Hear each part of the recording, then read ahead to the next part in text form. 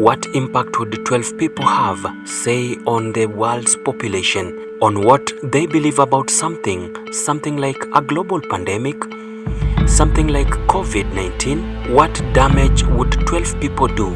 And what has Facebook, the world's leading social media network, and other social media sites have to do with this?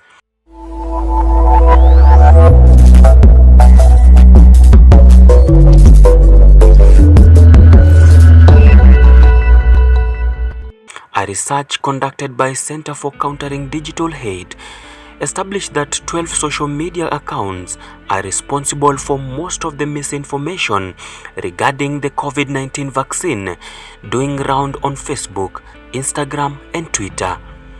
The investigated accounts have massive following and use their social media accounts to orchestrate elaborate disinformation campaigns. Spreading wrong and sometimes alarming information may not be the only thing that the 12 have in common. They also, in some instances, back each other's penchants for publishing misleading messages regarding COVID-19 and COVID-19 vaccine. Two of these accounts, for instance, have a unique relationship that further spreads out like a family tree: Elizabeth Erin and Joseph Makola. From an analysis on TweetBeaver, it established that they both follow each other on Twitter. They have 672 common followers and 34 mutual friends. On the other 12 accounts have been either removed or suspended, making it hard to establish a social network relationship. However, among the 34 mutual friends of Erin and Makola is Robert Kennedy Jr., another account listed under the Disinformation dozen. As it were, COVID-19 cases are still on the rise despite concerted efforts by government to stop its spread through vaccinations. However, one problem still rears its head amid the billion-dollar efforts. That malignant problem is vaccine hesitancy. You have probably heard of the claim that COVID-19 vaccines are targeted towards Africans as a measure to depopulate Africa, or that the vaccines cause infertility, and linking them to miscarriages, autism, or a string of miscontextualized, overblown, and outright false claims that refuse to go away despite assurance by relevant authorities, doctors, and professionals that such claims are false or misleading. It may not be entirely clear the individual sources of some of these claims, but did you know that the amplifiers could just be 12 individuals?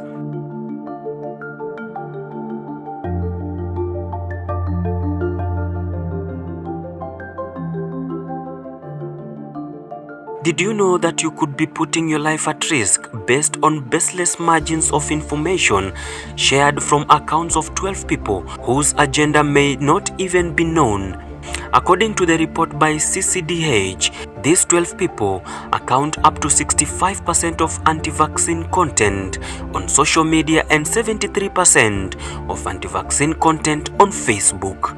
The Disinformation dozen, as the 12 peddlers of margin information have come out to be known, may not be the only concern to spread of fear that endangers vaccine hesitancy.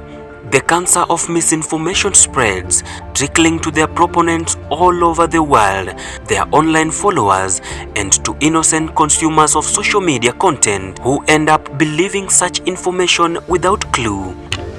Kwa majina naitwa Patricia Karanja na niko na miaka 27 na niko na watoto 5, na tangu corona ianze vitu zimekuwa mingi sana, alafu pia vaccine ikatokea ukipewa hii vaccine vitu zinakuwa sawa, na nikiimagine niko na watoto 5 especially wasichana, inanipatia hofu kwamba rumors zinasema tukipatia watoto wasichana hii dawa wanakuwa impotent, yani wanakuwa infertile. Na sasa naogopata kupatia watoto wangu hii dawa, unaona. Since tangu HIV kuwe hakujaipatikana dawa. Malaria imekuwa hakuna kitu tutasema iko sure kitu vaccine inapatikana. Sasa hii corona vile imekuja na vaccine imepatikana na 9 months, nda trustaje watoto wangu wapewe hii dawa na ni wasichana alafu vitu ziende kuharibika baadaye? Watoto wangu wasichana watakuwa wananiuliza mami, nini linifanyikia, mbona sipati watoto? Mimi nitawajibu nini kama mzazi? So siwezi patia watoto wangu hii vaccine tena. Patricia sounds like she is reading from a script authored by the Disinformation 12. Very possibly, the stories she says she has heard are trickles of disinformation peddled online. We pursue the trail of misinformation from a couple of the accounts of the disinformation dozens to establish their implications and reach. Erin Elizabeth, another of the dozen, shared this photo on her Twitter pages in September 2020. The photo only stops short of implying that Bill Gates is behind the vaccines and insinuates the claims of the COVID vaccine being having tracking microchips. Reverse image search leads to a Twitter post of that photo by an account at #Sachs 3 days before it was shared by Erin. Here it is retweeted 177 times and has over 2,000 likes. Ironically, the pursuit of the image posted by Erin on Instagram leads to an article by the Daily Mail that exposes Joseph McCullough's elaborate plan on spreading disinformation, including employing staff to post anti-vaccine articles. The article has been shared 140 times, which is a partly number compared to McCullough's disinformation post, some of which have up to over 11,000 likes. So you see key figures in the anti-vax industry trying to persuade people from ethnic minorities, African Americans, Latino communities, that they can't trust it, and using localized and specifically tailored material for them. It's incredibly cynical. It's incredibly dangerous. It is ultimately going to cause death in those communities. And Facebook are just letting it happen. We trace the photo of the thumbnail of the video posted on BitChute, a website that presents itself as the anti-censored alternative to social media sites. In other words, a hotbed for disinformation. I am now forced to take is to remove my entire archive of articles. I know. 25 years worth of blood, sweat, and tears coming down. I can hardly believe I'm saying these words. It's a testament to just how radical things have degenerated in the recent past. However, I will continue to publish new articles, but going forward, each article I publish will only be available for 48 hours and will then be removed from the website. Dr. Joseph McCullough, one of the disinformation dozen, besides being an anti-vaxxer, promotes dietary supplements and alternative natural cures.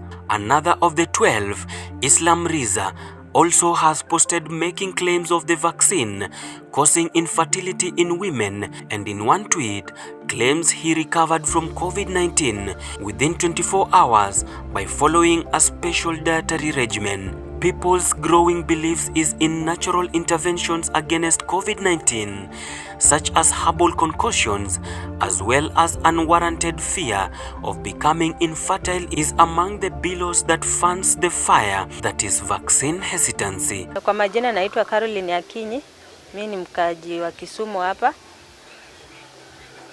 Nikiongelelea juu ya COVID, kuna time nimekuwa na homa na nikakuja nikatumia hizi dawa ya kienyeji.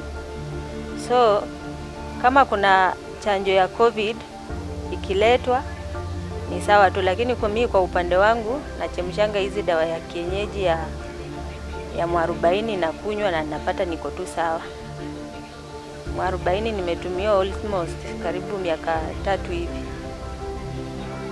nikitumia, na imekuwa ikinisaidia sana.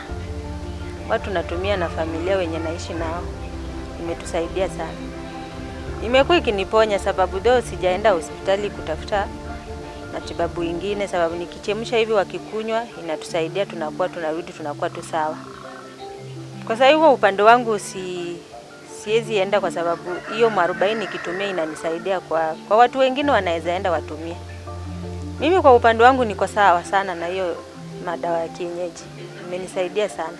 Such confidence in traditional medicine, even staring the face of potential tragedy, may perhaps be out of ignorance or traditional beliefs, but the propagation of misleading sentiments by people such as the Disinformation dozen, some of whom are very influential and hold certain level of social and professional authority, reinforces these beliefs in misconstrued notions. The people who spread false information, they do not care that they will be found out. They know you will find out.